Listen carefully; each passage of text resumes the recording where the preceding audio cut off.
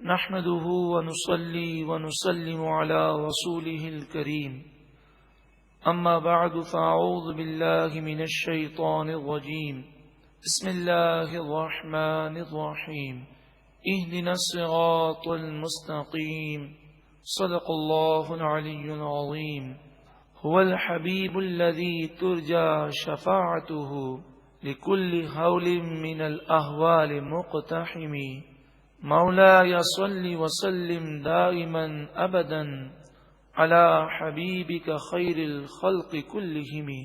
رب العالمین ہمیں نور قرآن پاک سے منور فرمائے، آمین۔ الم ترى، اے محبوب کیا آپ نے نہ دیکھا؟ میں نے آپ کو بتایا، عرض کیا کہ عرب لوگوں کا یہ اسلوب رہا کہ الم ترى اسی کو کہتے کہ جس کے نگاہوں کے سامنے سے یہ واقعہ گزر چکا ہو، بلکہ غالباً اردو میں اس طرح کا انداز ہے کہ کسی کو اگر یہ بات کہنی ہو، سمجھانی ہو تو اس طرح کہتے ہیں فلاں کو تم نے دیکھا نہیں اس نے کیا کیا؟ تو کہتا ہاں میں تو تھا نا ادھر، میں نے دیکھا ہے۔ تو وہ بات کو زور دینے کے لیے اس طرح کہا جاتا ہے۔ یہاں پر یہ سوال مفسرین نے پیدا کیا کہ جب حضور کے پہلے کا یہ واقعہ ہے اور یہ واقعہ جو ہے الم ترى سے یہ واقعہ شروع ہو رہا ہے، یہ تو نمرود اور حضرت ابراہیم علیہ السلام کے درمیان جو گفتگو ہوئی اس واقعے کو قرآن نے بیان کیا۔ تو نبی کریم صلی اللہ علیہ وآلہ وسلم سے تو ہزاروں سال قبل واقعہ ہے۔ مفسرین نے اس کا یہ جواب دیا کہ بات یہ ہے ان اللہ علی کل شیء قدیر، بے شک اللہ تعالی ہر چاہت پر قادر ہے۔ اللہ تعالی ماضی کو مستقبل بنانے پر قادر ہے، حال بنانے پر قادر ہے۔ اس کو یوں سمجھیے کہ جب شب معراج نبی کریم صلی اللہ علیہ وآلہ وسلم پر کافروں نے اعتراض کیا تو بیت المقدس جبریل امین اٹھا کر حضور کے سامنے لے آئے، تو اسی طرح اللہ تبارک و تعالی نے اپنے محبوب کو اگلے پچھلے تمام واقعات دکھا دیے۔ الم ترى، اے محبوب کیا آپ نے نہ دیکھا؟ الی الذی حاج ابراہیم فی ربہ، اس شخص کی طرف جس نے ابراہیم علیہ السلام سے اپنے رب کے بارے میں جھگڑا کیا اور کہنے لگا آپ کا رب کون ہے؟ میں آپ کا رب ہوں۔ ان آتاہ اللہ الملک، اس وجہ سے جھگڑا کیا کہ اللہ نے اسے بادشاہت دی تو وہ غرور میں مبتلا ہو گیا۔ اذ قال ابراہیم، جب ابراہیم علیہ السلام نے فرمایا ربی الذی، میرا وہ رب ہے، یحیی، جو زندہ کرتا ہے، وہ یمیت، اور وہ موت دیتا ہے۔ اس نے کہا آپ کا رب کون ہے؟ میں آپ کا رب ہوں۔ تو آپ نے فرمایا میرا رب تو زندہ کرتا ہے اور موت دیتا ہے۔ قال انا احیی و امید، نمرود بولا میں بھی زندہ کر سکتا ہوں اور موت دے سکتا ہوں۔ دو قیدی تھے، ایک پر سزائے موت ثابت ہو چکی تھی اور اسے سزائے موت ملنے والی تھی، اس کو اس نے آزاد کر دیا، اور ایک بے گناہ قیدی تھا اس کو قتل کروا دیا۔ کہا دیکھو جو مرنے والا تھا اس کو میں نے زندگی دے دی، اور جو زندہ ہونے والا تھا، زندہ رہنے والا تھا، اس کو میں نے مار دیا۔ اب یہ بڑی نادانی تھی۔ سوال یہ ہے کہ جس شخص کو اس نے آزاد کیا یہ تو پہلے سے زندہ تھا، بات تو یہ ہو رہی ہے کہ مردہ کو زندہ کر کے دکھا، تو مردہ کو زندہ کرنے میں تو اس میں طاقت نہیں ہے کہ وہ مردہ کو زندہ کر سکے۔ اور دوسری بات، جس کے متعلق یہ کہا کہ جناب والا میں نے اس زندہ کو موت دے دی اور جو مرنے والا تھا اس کو آزاد کر دیا، تو بات یہی ہے یہ تو ظاہری اسباب ہیں، حقیقت میں موت دینے والا اللہ تعالیٰ ہے، زندگی دینے والا اللہ تعالیٰ ہے، اور رب العالمین زندگی دینا نہ چاہے تو کوئی کسی کو بچا نہیں سکتا۔ انبیاء علیہم الصلاۃ والسلام اور اولیاء کے جو معجزات اور کرامتیں ہیں کہ انہوں نے مردوں کو زندہ کیا، اس کے بارے میں بھی عقیدہ یہی ہے بإذن اللہ، حقیقی طور پہ زندہ کرنے والا کون ہے؟ اللہ تعالیٰ ہے۔ حضرت عیسیٰ علیہ السلام کا واقعہ آپ جانتے ہیں۔ تو جب آپ نے دیکھا حضرت ابراہیم علیہ السلام نے کہ نمرود بات کو سمجھا نہیں ہے، قال ابراہیم، ابراہیم علیہ السلام نے اسے اس سے آسان بات سمجھائی۔ فإن اللہ، ابراہیم علیہ السلام نے فرمایا پس بے شک اللہ تعالیٰ یأتی بالشمس من المشرق، سورج کو مشرق سے نکالتا ہے، فأتی بہا من المغرب، تو اگر خدا ہے، اپنے آپ کو خدا سمجھتا ہے تو مغرب سے اسے نکال دے۔ فبہت الذی کفر، پس کافر کے ہوش اڑ گئے، وہ لاجواب ہو گیا اور کوئی جواب نہ دے سکا۔ واللہ لا یہدی القوم الظالمین، اور اللہ ظالم قوم کو ہدایت نہیں دیتا۔ نمرود پھر بھی ہدایت پذیر نہ ہوا، مچھر نے حملہ کیا اور 400 سال تک مفسرین فرماتے ہیں مچھر اس کے دماغ میں بیٹھا رہا۔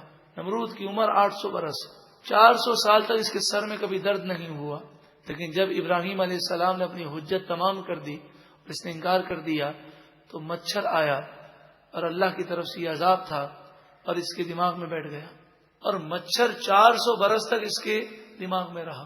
اتنے عرصے تک مچھر کا رہنا یہ اللہ کا عذاب ہے، اللہ کی قدرت کا ظہور ہے۔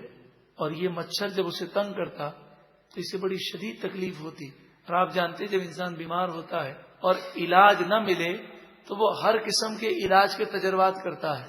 تو ایک دن جب اسے سر میں درد ہو رہا تھا تو اس نے کسی سے کہا کہ مجھے کوئی چیز سر پہ مارو۔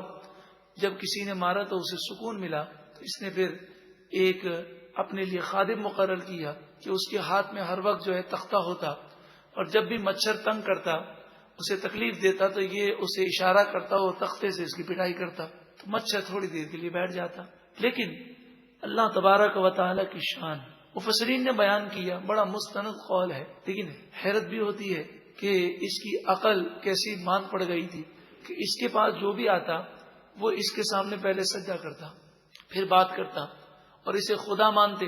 ایک دن وہ خادم اس کے پاس نہیں تھا، کسی کام سے گیا ہوگا، تو بڑی شدید تکلیف ہوئی، تو اس نے اس آنے والے سے کہا اپنا جوتا میرے سر پہ مارو۔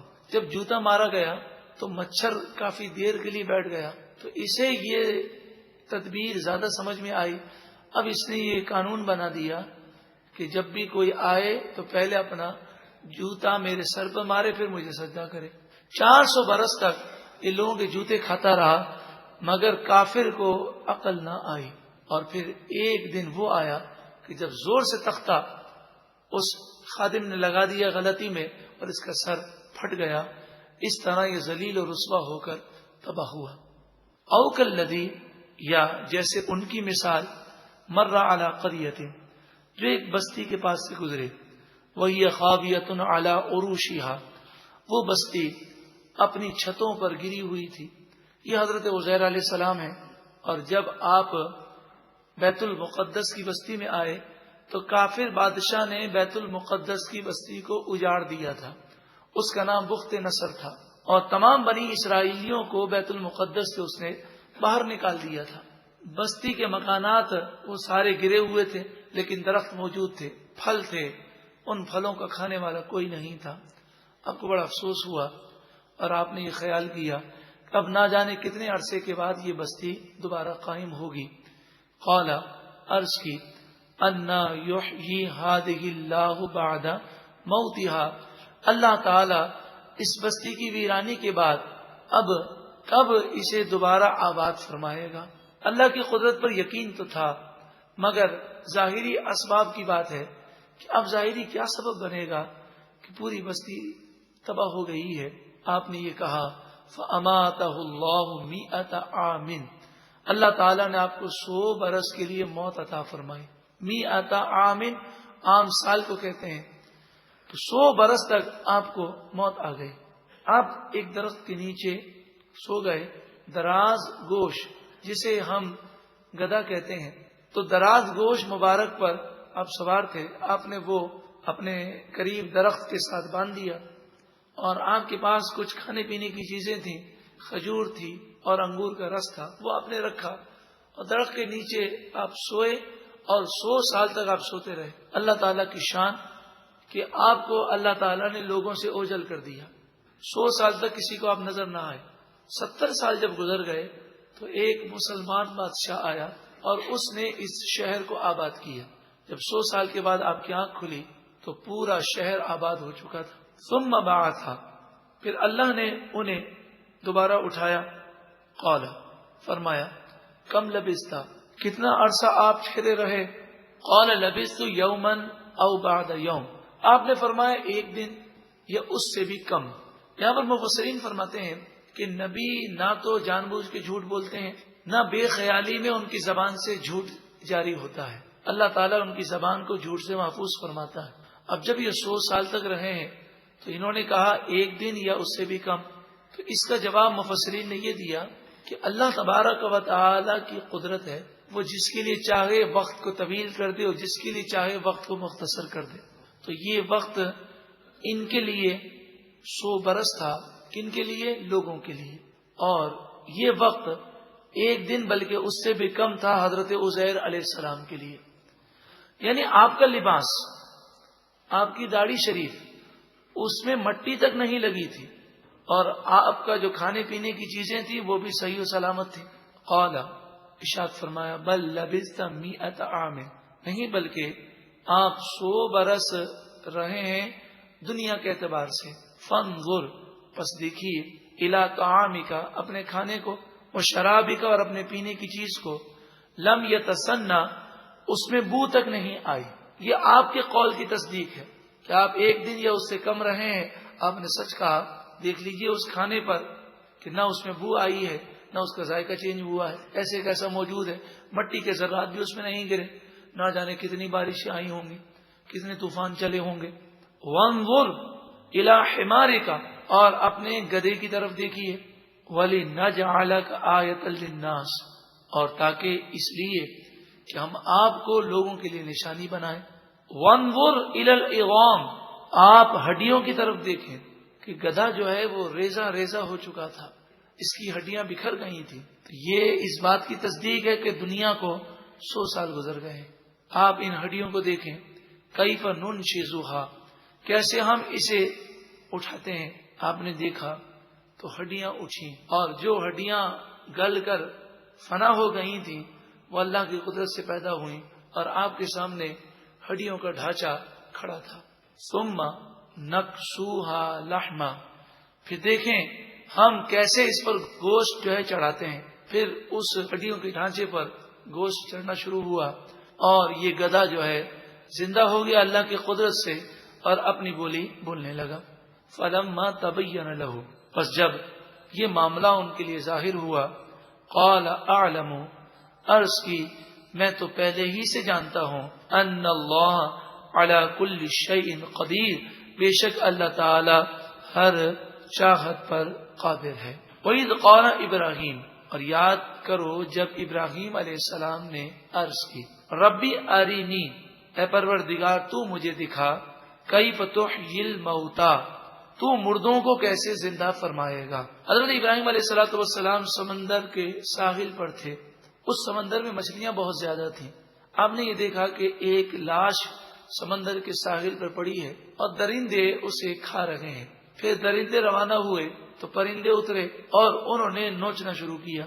پھر جب شام ہوئی تو پانی آ گیا، اور آپ جانتے ہیں کہ ساحل سمندر پر شام کے وقت پانی تھوڑا سا آگے آ جاتا ہے، اور وہ لاش جب پانی میں ڈوب گئی تو مچھلیوں کی کثرت تھی اس سمندر میں، تو مچھلیاں اس لاش کو کھانے لگی.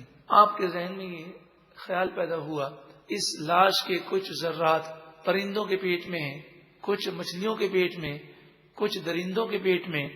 اللہ تعالیٰ زندہ کرنے پر قادر ہے، اور یہ تمام ذرات اللہ تعالیٰ کل بروز قیامت جمع فرما دے گا. لیکن مجھے اس بات کا علم تو ہے، میں اگر یہ منظر اپنی آنکھوں سے دیکھوں، یہ دیکھنے کی آپ کو خواہش پیدا ہوئی.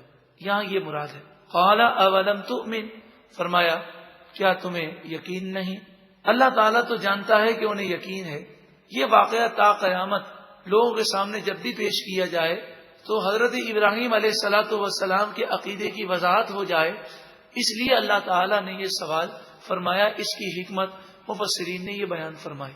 قال بلا، عرض کی ہاں کیوں نہیں، یقین تو ہے. ولکن لیطمئن قلبی، لیکن میں اپنے دل کا مزید اطمینان چاہتا ہوں. مراد یہ ہے کہ جس بات کا علم ہے اسے آنکھوں سے دیکھنے میں اور زیادہ اطمینان اور سکون ہے، اور زیادہ عقیدہ مضبوط ہوگا. آپ کو ولی کی کرامت پر یقین تو ہے، لیکن اگر ولی کی کرامت آنکھوں سے دیکھ لی جائے تو اور مزید جو ہے عقیدہ مضبوط ہو جاتا ہے. ایک سمجھانے کے لیے مثال ہے، تو آنکھوں سے اللہ کی قدرت کا ظہور دیکھیں گے اور اللہ کی قدرت پر یقین مضبوط ہوگا. قال، فرمایا فخذ آپ لیجئے اربعۃ من الطیر، 4 پرندے لے لیجئے، فصرہن الیک، پھر اسے آپ اپنے آپ سے مانوس کر لیں، یعنی اس کی پرورش کریں۔ مفسرین فرماتے ہیں کبوتر، کوا، مور اور مرغ، یہ 4 پرندے آپ نے لیے۔ فصرہن الیک اس لیے فرمایا گیا کہ آپ جب کسی پرندے یا جانور کی پرورش کرتے ہیں اور چند دن آپ اسے اپنے ساتھ رکھتے ہیں تو شکل یاد رہ جاتی ہے۔ اب پرندوں کی شکلیں ایک جیسی ہوتی ہیں لیکن انسان اپنے پرندے کو پہچان لیتا ہے، تو یہ آپ کو اس لیے کیا گیا تاکہ جب یہ پرندے دوبارہ پیدا ہوں تو آپ انہیں دیکھ کر مزید آپ برکتیں حاصل کریں اور اللہ تعالیٰ کی قدرت پر مزید آپ کا یقین اور مضبوط ہو جائے کہ یہ وہی پرندے ہیں جو میں نے ذبح کیے تھے۔ ثم اجعل علی کل جبل منہن جزءا، پھر ان پرندوں کا قیمہ کیجئے اور ایک ایک جز، جبل کے معنی پہاڑوں پر بکھیر دیجئے۔ آپ نے ان پرندوں کو کاٹا، ذبح کیا، قیمہ کیا اور ان کا تمام قیمہ مکس کر کے مختلف پہاڑوں پر آپ نے ڈال دیا۔ لیکن سر آپ کو حکم یہ تھا کہ سر جو ہے یہ اپنے پاس رکھنا ہے، تو ہر پرندے کا سر آپ کے پاس تھا۔ ثم ادعوہن یأتینک سعیا، پھر آپ ان پرندوں کو پکاریں، یہ آپ کے پاس دوڑتے ہوئے آئیں گے۔ وَاعْلَمْ، اور مزید جان لیجئے، ان اللہ عزیز حکیم، بے شک اللہ تعالی غالب حکمت والا ہے۔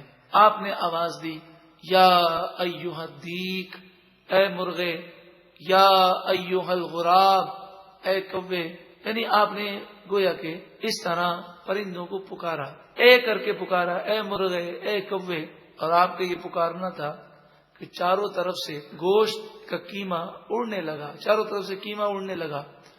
مفسرین فرماتے ہیں آپ نے یہ دیکھا کہ یہ ہواؤں میں قیمہ مل رہا ہے اور ملنے کے بعد اللہ کی شان، ہر پرندے کا قیمہ جدا ہو گیا، اور پھر ایک پرندہ ہے تو اس کے پر کا قیمہ بھی ہے، ٹانگ کا قیمہ بھی ہے، تو ہر پرندے کا قیمہ جدا ہو کر، پروں اور ٹانگوں کا قیمہ جدا ہو کر ہوا کے اندر ہی پورا پرندہ تیار ہو گیا، اور یہ نیچے آئے اور یہ دوڑتے ہوئے حضرت ابراہیم علیہ السلام کے قریب آئے، لیکن سر حضرت ابراہیم علیہ السلام کے پاس تھے تو ان کی گردنیں بغیر سروں کے تھی۔ اللہ کی قدرت پر قربان جائیے، ان اللہ علی کل شیء قدیر، بے شک اللہ تعالیٰ جو چاہے کر سکتا ہے۔ وہ پرندے آئے اور انہوں نے اپنی گردنیں اپنے سروں سے ملائی، اللہ کی قدرت سے سر جڑ گئے اور وہ پرندے اپنی بولیاں بولنے لگے۔